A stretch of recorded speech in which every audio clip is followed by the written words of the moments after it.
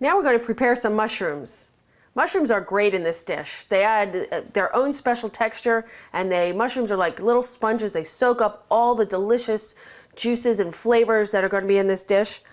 I picked some nice big fat cremini mushrooms.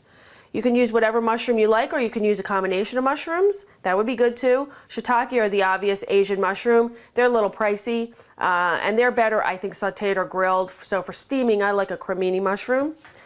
I'm going to clean some of these mushrooms, slice off their stems. We don't need the stems. They're not really worth saving because we don't have that many of them. And you could make a little mushroom broth if you had a lot of stems. I'm going to slice them not too thin, pretty big pieces, but again, you know, bite size. So you get a nice mushroomy taste. You don't want slivers, you want to know the mushroom was there. Okay.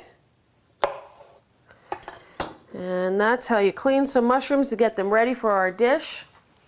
In the next clip, we're going to talk about tofu, and I think it's pretty interesting.